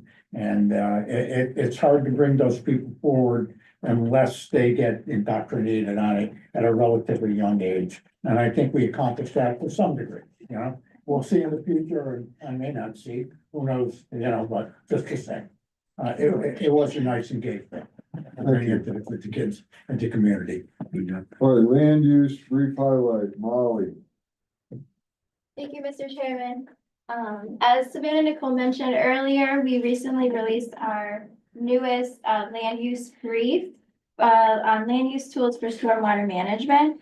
And in general, the land use brief that we released is a resource for land use staff to support local land use decision-making. This brief discusses enabling state statutes for stormwater management and land use tools for the implementation of the municipal separate storm sewer system permit, also known as the MS4 permit, as well as tools for planning, inland wetlands and water courses, and zoning departments.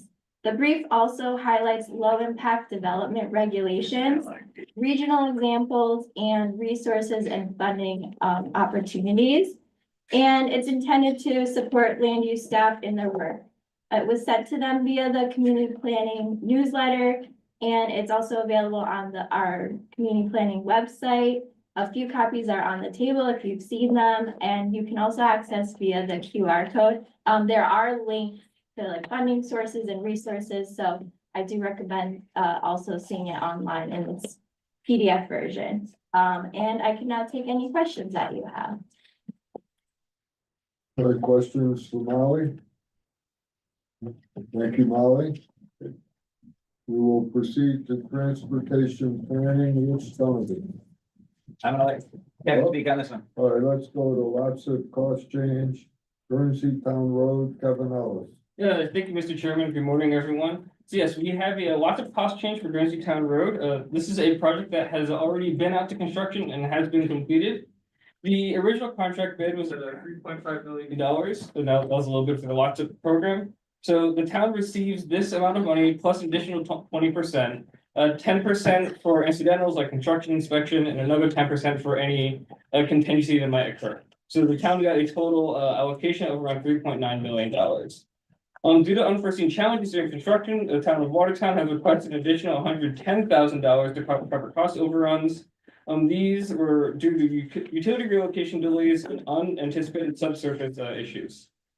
So in regards to utility relocation delays, Eversource owned the poles out here along Gracie Town Road. They were gonna have subcontractors do a lot of the work for them, but they decided rather suddenly to take on the work themselves. This created delays within their own system to move the poles, which created construction delays as the poles were not relocated in time and other things had to be taken into account. The second reason is the unexpected subsurface issues. The roadway geometry was shifted during construction, and thus it was determined that the soil underneath the proposed roadway was unsuitable. Some additional excavation had to be done, and additionally some bedrock was found, which led to increases there. So the lots of guidelines stated that municipalities are responsible for cost overruns unless they are unforeseen and unavoidable circumstances. In this case, NVCOG has determined that the delays and subsurface issues were not foreseeable during the design process. Connecticut DOT, the lots of unit there, has reviewed and confirmed that these cost overruns are eligible for lots of funding. This is the first time that a project has gone over during construction and additional funds has been requested through the lots of program. So I can see the recommended motion on your screen to approve or not approve the allocation of an additional $110,687 as additional lots of funds for construction overages. Kevin, what was the amount of the overall project? So the overall project came out to around 4 million. 4 million? And that's including these overage costs. So moved on. Second Edmond. To approve or not to approve? Approve. Yeah. That was like easier. You got, for 20-something years, you change it up now. Motion We're getting before old. us to approve. All right, did you want to weigh in, Rick? I do. The recommendation is to approve. So we, because this is kind of a first occurrence for us, we've had lots of projects in the past, most come in under. The one other project that up to this point has been finished and gone over was the cost was absorbed by the town. This is the first time we're bringing a project like this to the board. And so while we have reviewed and confirmed that the overages are eligible for lots of funds, we did present this to TTAC, who has endorsed approving the extra funds out of the program at the regional level. We as staff have actually not taken a stance on this, which is why the recommendation is to either approve or not approve. We wanted to leave this decision to the board based on your own feelings about the program. That other project you mentioned, were the overages not eligible? Was there a different circumstance behind that, Yeah, or? so that circumstance, and the other project, it was something that could have been anticipated during design and was not. So, Okay. and for those reasons, it was not included. I just wanted to make sure there was a difference. We don't wanna. Well, yeah, there's clearly threw a monkey wrench into this, which is typical of Eversource. Yeah. But I do have to say, albeit I have a motion in a second, and I'm gonna vote in the affirmative, to be honest, to accept or approve, but test holes should have been dug previously in an investigative process, and they should have known what was underneath the road, really. So I would say to that extent, there were borings done during design, but during construction, the roadway alignment was shifted.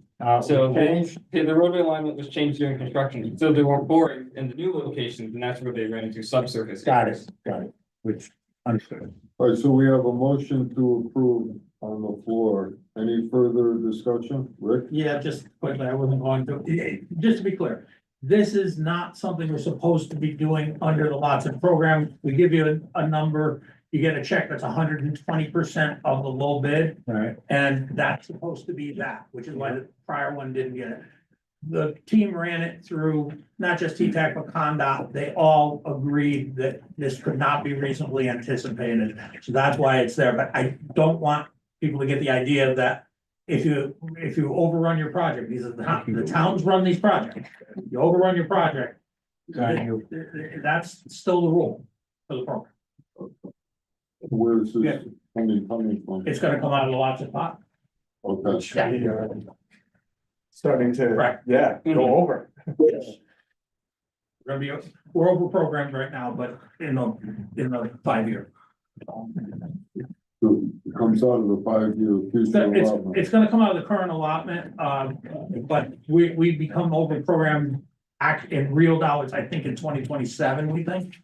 But that's provided all projects that have not started to go forward on schedule. All right, so we have a motion to approve. It's been seconded. All those in favor? Aye. Opposed? Motion carries unanimously. All right, Title VI update. Oh, here we go. Chair, I would just like to provide a brief update on our ongoing efforts pertaining to our Title VI plan and public participation plan. There's no action required. As a reminder, our Title VI plan ensures our agency's compliance with federal civil rights regulations, preventing discrimination in programs and services. The public participation plan outlines our strategies for engaging the public in our decision-making process. So we've been actively working on both of those plans and held our first public meeting at Waterbury City Hall on January 30th. It was a great meeting. We had good input and feedback. Our next meeting will be at the Valley Transit District headquarters, which is located at 41 Main Street in Derby. On February 26th, the program will begin at 6 p.m. and we encourage any of you to come or to send someone because it's going to be a good engaging meeting. Okay, so both plans are now published and available on the NVCOG website at NVCOGCT.gov. They can be accessed at the web address on the screen or with the QR code on the screen. There's a public comment period that began on February 12th and it'll be open until March 17th. So we welcome any comments. We will receive them via phone, calling our office at 203-757-0535.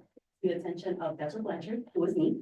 You can send us emails at info@nvcog.gov, or we will take comments at any of our public meetings. And following the public review period that closes on the 17th, we will come back to the board next month to present the final draft to you for hopefully adoption. I'm happy to take these questions. Questions? Thank you very much.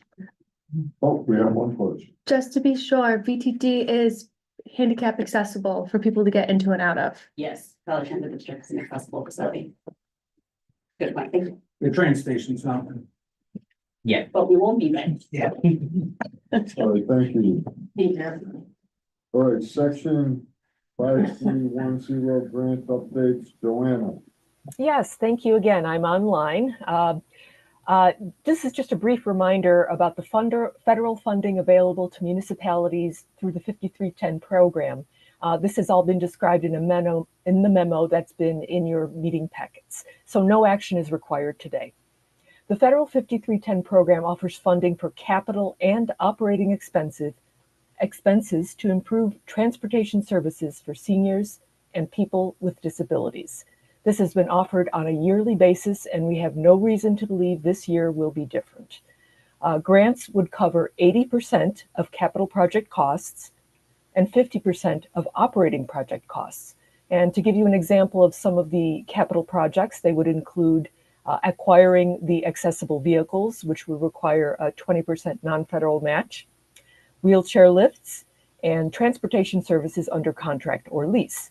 Now, the applications for this funding of the 5310 applications are due Tuesday, April 1st, 2025 by 4 p.m. Now, we would like all the NVCOG applicants to receive a grant, but funding is limited and varies by urbanized area. So the NVCOG staff are available to assist with grant applications, checking that they are complete. That's all I've got for today, and I'm happy to answer some questions. Thank you. Questions for Joanna? Okay. We will proceed to environmental planning, Brownsfield update, funding opportunities, Ricardo. Thank you, Mr. Chair, and good morning, everyone. So as Mike and Rick mentioned earlier, because of the funding freeze, some of the brownfield projects, mainly under bill cleanup projects, they were placed on hold at the end of January up to the beginning of February, but right now, we got the green light to proceed, so everyone was notified that we were good to go again and continue where we were. So, you know, that's good news. This that didn't impact any projects that were being funded under assessment. So, projects like, Naugatuck 226 Rubber Ave, LPs never stopped working. Right now, the QAP is at EPA. They're going to review that. As soon as we get the green light from them, you'll see drillers on the ground. And as soon as we get that data collected, we'll get a better picture of what the remediation cost is going to be on that site. Bristol, 43 East Main Street. That site right now, we're working on the RFP. As soon as we complete that, we'll connect with Justin and we'll get a sidewalk over there so we could get that project started. Same thing goes to Woket 143 Woket Road, Woket and the Waterbury sites at 35 South Main Street. So those are all moving moving forward normally. Sorry. In terms of work that NVCOG has assisted the Connecticut Brownfield Land Bank with, staff assisted in preparing an RFP and conducted a site walk at 1106 Bank Street, Waterbury. So those bids are currently being reviewed. We should have a selected LEP within the next week or so, and contracts to be reviewed afterwards. So right now, Waterbury Housing Authority and the selected developer on site are going to be assisting in selecting a contractor once that's completed. The proposed reuse for that site is going to be 60 to 70 plus affordable units for senior citizens. So that's really, really good. In Hartford, Land Bank assisted developer at 2030 Trinity Street. We're working with them on finalizing the financial proposal and the assistance agreement. Once those two documents are completed, we'll be able to start the oversight of the abatement activities. Developer over there wants to convert the two buildings into market rate housing. And it's a beautiful, beautiful building over there. So next slide. This is quickly a quick reminder.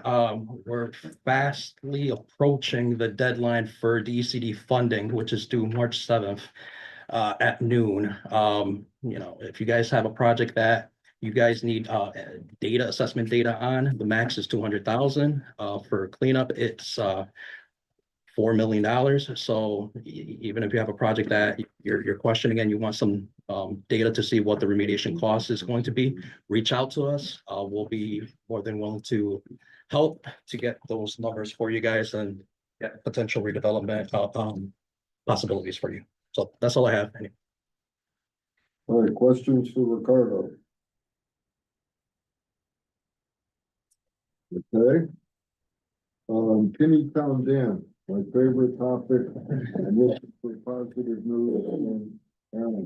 I'll try to keep it positive. There's no action today. It's just really an update. As Rick mentioned, the acquisition by the Connecticut Brownfield Land Bank is proceeding. There are some outstanding tax liability issues that are being negotiated over. You know, as you said, we're hoping to close by the end of March. The design on the project is underway. So GEI Consultants has been hired. They're on the ground. They're starting to do their data collection. We've been meeting with them regularly. They have a really long track record of big, complex dam removal projects. So I think it's the perfect consultant to help us through this process. You know, we will be reporting on that regularly as that proceeds. Same goes for the design of the sewer relocation in Seymour. They're sort of getting close to the end of their alternatives analysis, and they'll be presenting that to the town very soon. And you know, we're looking forward to them continuing on that track. We've been holding regular community meetings every other month. So we just had one in January in Ansonia. We've been really getting good turnout, you know, over 40 residents at each of these. You know, I think we've started a really good conversation in the two communities and looking forward to continuing that. And then on the funding, there are a lot of questions about the funding, but even with the $15 million that you know, we are hoping to get from NOAA from our last grant award, We do still have gaps and we're working on filling those gaps. Next slide, please. So to that end, as Rick mentioned again, we did submit an $8 million request to NOAA through the Restoring Fish Passage Through Barrier Removal Grant Program. And we have another one in the hopper where we just met on it yesterday, that's due on April 16th that we're planning to submit early through the Transformational Habitat Restoration and Coastal Resilience Grant Program. So, you know, if those programs are around, if the agency's around, you know, I feel really good that, you know, we have a good shot at this. I think we put together really good applications. So, you know, we'll keep you updated when we hear back about those. We did receive notice that NOAA's received our grant, so somebody actually received it. So that's at least the first step. Questions for Aaron? Aaron, just briefly, if this 18 million, and I know it's all nebulous, is obtained, does that get you to where we need to be financially, get this project, or is there still more funding needed? So I think realistically, we can only hope to get one of these. I don't think we're gonna get both of them. Okay. But no, it doesn't get us all the way there. It definitely fills some major gaps. The big question with the project is sediment management.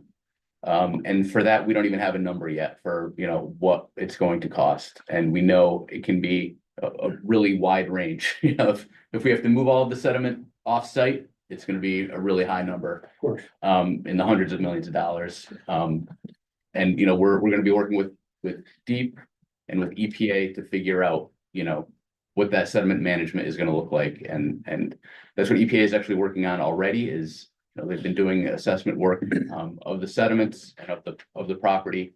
And they'll be putting together a sediment management plan that, you know, we'll run through all of the agencies and get buy-in on. Aaron, did DEEP react to that Fish and Wildlife report that was positive? I'm not sure what The you're. one where they recommended relocating the mussels and not having to do as much sediment removal. Yeah, I mean, I think what it comes down to is, I don't even think it's the wildlife issue that's the problem here. It's the constituents in the sediment itself and the impact that would have downstream if it was released or, you know, where it can be moved if it has to be moved. So there's contaminants in the sediment, is that the issue? Yeah. Yeah, I mean, the biggest question is how much do they really exceed the background levels of the rest of the river? Or the lower river, or the lower river. You know, it's already there. Well, so that's why it's a moving target, because until we have a design, we don't know how much of those sediments are gonna be retained in place to create new riverbank, because what's gonna happen is the river's gonna narrow. Right. And the bank's gonna be wider, so, you know, there's no doubt, anything that is a significant environmental hazard, we are going to have to remove. You know, there's a pocket of PCB laden sediments below the surface when the We water. know drains this up. to be so, So EPA is doing the actual testing, they're doing the testing and writing a report. we don't know that yet, No, but there may be. they're halfway through, they have another half, this is an actual delay in the project because of the federal situation. EPA is not being allowed to spend the money that came through IIJA and IRA. So they're not allowed to spend that internally, and it's an internal activity for EPA Region 1 to do this targeted brownfield assessment. So that's not going forward. Phase 2 of that is in a standstill right now. Okay, any questions for Aaron? All right, let's go to the natural hazard mitigation plan, Tom. Yeah, Mr. Chairman, if I may, just before Tom starts, I just want to go through this. We've gotten some, I don't want to call them complaints, but some pushback on this from a couple of towns. And I just wanted to go through this for everyone before staff gets up, because, you know, the staff takes the brunt of it when they're talking to people out there. This is a project that we gave the board a memo and reviewed it back in September. And this is the regional hazard mitigation plan that we did 5 years prior. We did you have to do it every 5 years to be eligible for hazard mitigation funds. In December, of 24, the board directed the staff to file the application. And we had presented it because there is a cost share for $5,000, I believe. This year, it's the same, relatively the same as last time around.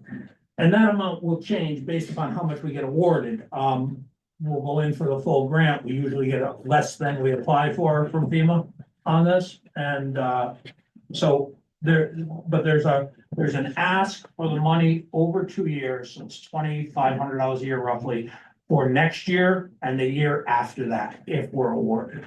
And the board, when they approved it in December, approved it and agreed to the cost share. We identified it, went through all this information. And the application is due on March 14th. Now, it's voluntary. Every town does not have to participate in this. It's up to you. If you don't participate in the regional plan, you're either not going to be eligible for federal assistance, or you'll have to write your own plan.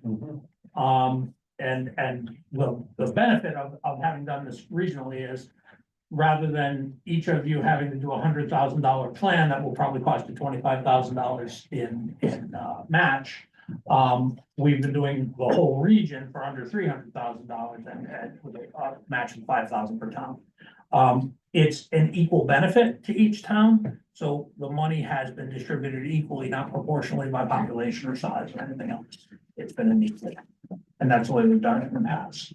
But towns don't have to participate in this, and they certainly are, anybody can go out on their own. It is a weaker application for us as a regional application if we don't have everyone in, but I don't think that'll ultimately make the. How do we sign up? Well, you're kind of signed up already. I mean, what we've been So I doing. needed to know. Well, we've been sending out to the towns a request for the commitment letters, because we need the commitment letter to go in with a grant application on March 14th.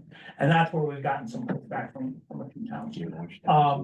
So it's, but I just want to make sure everyone was aware, it's up to the town, it's your choice. And if you don't want to participate, then that's fine. In other words, you have to opt out. Yeah. Well, If you don't opt out, you're excluded. well, if we don't get the credit, we'll have to take the town out of the application. And because we're gonna go for less money, less match. And then, the other thing that I'll just point out is we also use this information for other types of projects for those of you who were involved in the was it the climate, not the climate reduction, which one? Climate Resilience Fund. Climate resilience grant funded by the state. Most of those 8 of those 9 projects were selected out of this process. The things that were identified here, culverts and other things that were undersized or overflowing or problems with bridges or roads, came out of this process. So that's, for what it's worth, I just wanted to mention that. I probably sold most of Tom's thunder, but like I said, staff took a little bit of flack over this, and I wanted to make sure that we were really clear about what it is. Tom's gonna simplify it. Yeah. Thank you, Chair. So he pretty much covered everything. I'm just gonna note that that's what the form looks like on the screen. We are looking to have them by February 28th if you are interested. And if you're looking for them in the email, I sent it out on February 6th. So I might suggest that I believe I've responded to you in the affirmative, but I may not have. Yeah. So I'm simply gonna suggest, go through your form, see what towns haven't responded to you, and then reach out to them again. yeah, there has been follow-ups. Thank you. Yep. We'll send them out. Don't forget Oxford. Yeah, you're in there. Yeah. Yeah, one day. All right, anything further, Tom? Yep, that's all. I'll take any more questions. Thank you. Okay, Tom. thank you, Tom. Let's proceed to Christine. Municipal Way. Thank you, Mr. Chairman. The Regional Waste Authority study, as you know, is underway. Our consultant Tetra Tech is looking to have each municipality respond to a survey to gather existing conditions. So all chief elected officials and public works directors have received an email from Drew Backlick on February 11th with the survey attached. Please work with your staff to provide a response to this survey by February 28th as requested, and that will allow Tetra Tech to proceed with the study. Just a quick note for all of you, the survey also prompts you to sign up for a one-on-one interview with Tetra Tech if you want to give a little bit more individualized feedback about the shape of this regional waste authority. And because of this group's exceptional interest in waste, I would strongly recommend that you take advantage of that. Thank you to those who have already submitted your surveys. If you have any questions, I'm happy to take them, and we're not looking for any action from the board at this time. When's our next meeting of our subcommittee? That's going to be March 14th. And that note, if I may, Mayor, I spoke with Tetra Tech just the other day. Yeah. And it would be advantageous certainly to them and probably to you as well as CEOs, because on some of the questions, albeit they were in the survey, they'd like to dive in a little bit deeper to get a better understanding. So if you have the time in your busy schedules, I suggest you speak with them. I know my interaction with them was certainly beneficial to them to get a perspective from the town of Thomaston specifically. Thank you. Anything else, Christine? That's it. Thank you so much. All right, thank you. Municipal affairs, Drew. Thank you, Mr. Chairman. Speaking of your busy schedule, I'm the only thing standing between you and lunch yet again. I'm not a Yankee fan. I'm starting to feel like Mariano Rivera closing out these meetings, especially in extra innings today. But no, don't move me up. It's okay. I can handle the pressure. So just real quick on emergency management, just want to highlight two things. Number one, the Connecticut Emergency Management Symposium run by CCM is going to be April 1st at Camp Net in Niantic, all the way across the other side of the state. But by all accounts, it was a really great event last year. So certainly, if you'd like to go, great, but definitely encourage your emergency management directors and CERT teams or anybody else from your municipality who may be involved in that, that area to go to this. Supposedly it was great last year. And then something I mentioned last month is the Homeland Security Grant Program resolutions that you're all required to submit. And Mayor Joe and I were having kind of a sidebar about this. As always, the state is organized in a bunch of different ways, as we know. But for our purposes, and most of you already know this, for NVCOG, we are split between Demis Region 1, Demis Region 2, and Demis Region 5. So each one of you has a different fiduciary to whom you have to provide these resolutions. I try to be involved in those communications to make sure we're all on point. The 2024 resolutions will be coming to you within the next probably couple weeks. I've also been told that there's a missing 21, a 22, a 23 here and there. Some of you have a missing 21 and a 23, but did 22. So I'm trying to gather all that and get it to you so that we can do it all in one fell swoop, maybe in that same email that comes with the 2024 one. So you can go to your legislative bodies once and say, hey, we need to endorse the following. We've already done this work. However, we don't have the resolution on the books. So I'll aim to get that to you in the next couple of weeks as Demis gets their paperwork out. Next slide, please. And actually, sorry, Mr. Chairman, through you, if there's any questions on emergency management, that's it, on emergency management. No questions. Okay. And then next on the NVEDD, now Rick already stole my thunder on this like he did to Tom too, so I don't have too much to say other than to say that we are going to complete this year's report, which is due July 1 and help Shetland Economic Development Corps do that. Our staff is going to work on that in place of a consultant that they had been using for the last 5 or 6 years to do so. So we're working on that, and then we're in a holding pattern waiting to see if we take on the new 5-year plan after that. And finally, last but not least, the municipal shared services. We have submitted a draft of an application for shared animal control for Bristol and Plymouth to OPM's RPIP program, the Regional Performance Incentive Program. And just yesterday got word that it didn't quite check all the boxes regionally with it just being the way that it was structured. So there's going to be some outreach probably directly from Mayor Jeff to some of you to talk about maybe potentially combining and or finding some additional partners. So stay tuned on that. But other than that, I've got nothing else. And then the Naugatuck Social Prospect one to follow. Yes, and hopefully We'll have discussion. Yeah, we'll have discussions about all the above. Why don't you know what we learned? I got it. I'm glad. So, one thing I need to jump in on municipal shared services, Karen. So Proceed. as most of you know, we run a municipal town planner program and we're having trouble filling slots for next year at the rates we're advertising for. And there are lots of town planner jobs open, as most of you know. So, for the towns who are currently participating in it, we're gonna have a meeting with those towns soon. Other towns are interested in joining the program, happy, just let me know, we'll invite you in.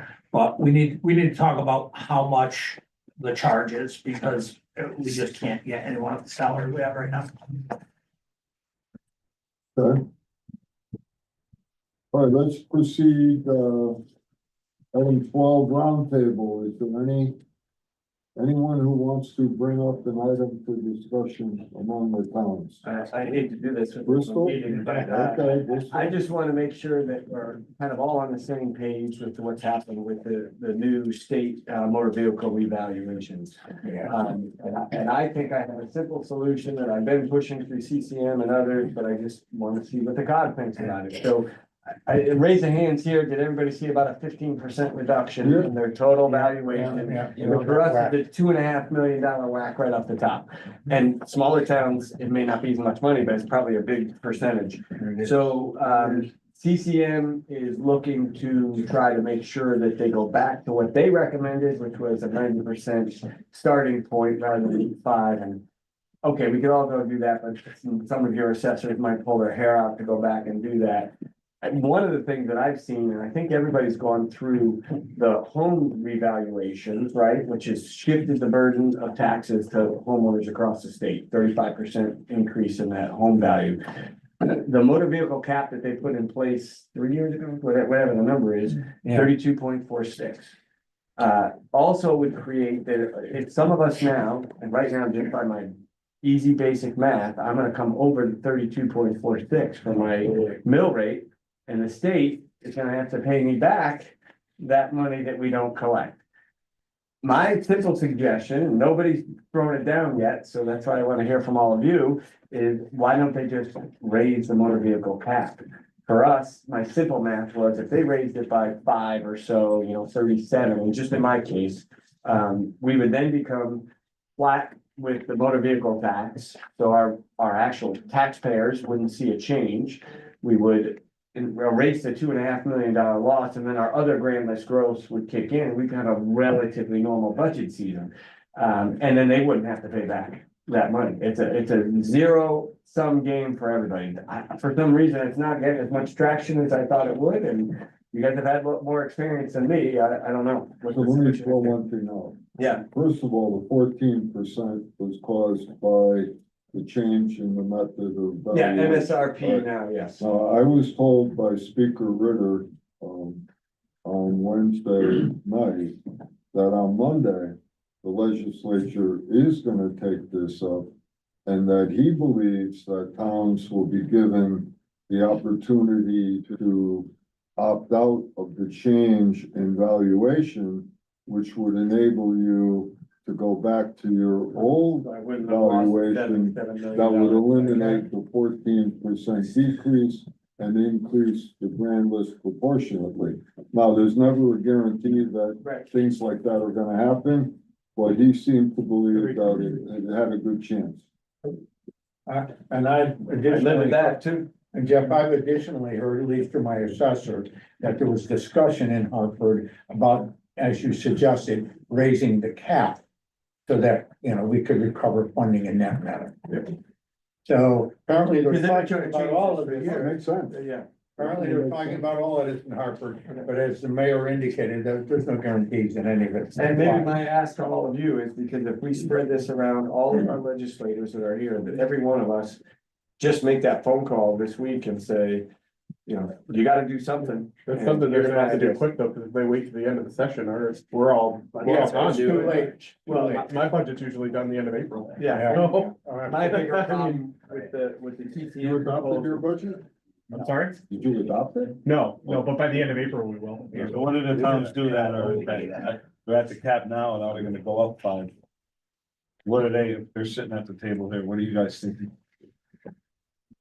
So I guess Does just I'll it speak for me. matter? If I went up 5 on the motor vehicle cap, and I'm below it actually, by the way. Right. We're at Well, we're 31 just right over now. it. We might have to go up a teeny bit there, but at least we wouldn't continue to shift that burden home. This is been a horrible 3 years for everybody, right? Homeowners, I lowered the mill rate 8 points and people are paying $800 and $1,000 more on the home back. And now we're gonna give them $100 rebate basically. Again, I'm just wondering, the people that are paying that cap, we're all paying that cap, we're Yeah. over it, like. Yeah, so are you Everybody asking comes who down set to the it, right. 32 Right. cap here? I mean, again, the cities always have the larger mill rates. I know Right. that all of you are, your mill rates are probably below the cap right now, but I don't know. All over? No. Yeah, all We over. just went, we just. Yeah. So that's why it's varied. So that's why I would rather give the towns the flexibility. Raise the cap a certain number, because everything's shifted. Everybody's going through that revaluation, right? Because every 2 years, you get a 5-year evaluation. That's what I mean. All right, All right, just talk to your legislators. That's my only request. all right, and talk to them before Monday. Exactly. All right, so, having said that, Could I bring up one more thing? absolutely. Real quick, because I know everybody wants to get angry. Our fire chief came in and talked to me yesterday. It's still a concern, it's still a request to put in Beacon Falls, the state has some property for fire department training, EMS training, first responder training of all types. And, we've always gotten it up to Hartford, correct? And then Another one that'll let me. I've been asked to bring that up. And I'll bring it up more formally at the next meeting that we all want to get home, but I just wanted people to think about that, and it would impact anybody in COG, because all the firemen can train there. And, we have an airport, and we have to train with them. We have a power plant, we have to train with them. So we could, for us, we could, consolidate all of that stuff, but,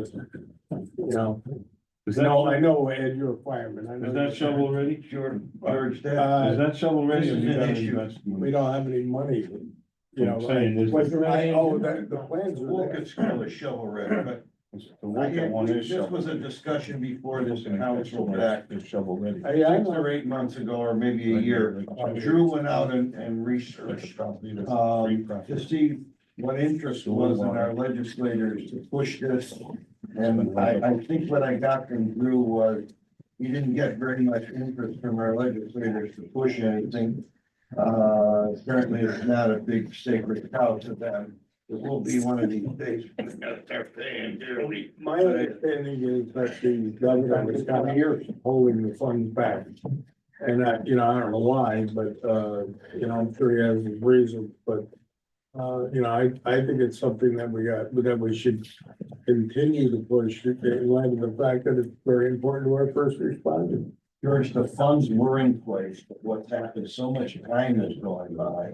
Yeah. Okay, if they've switched priorities with the schools, they've funded other things from that bond thing. So now the dollar amount isn't enough.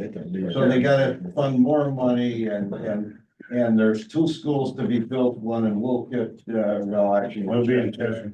And the one down in Beacon Falls, those are the 2 remaining ones, but where it's going, I don't know, your guess is as good as mine. Drew, could you give us an update for the next meeting? Sure. All right, last call for the roundtable. All right, let's have Thomaston proceed with item 13.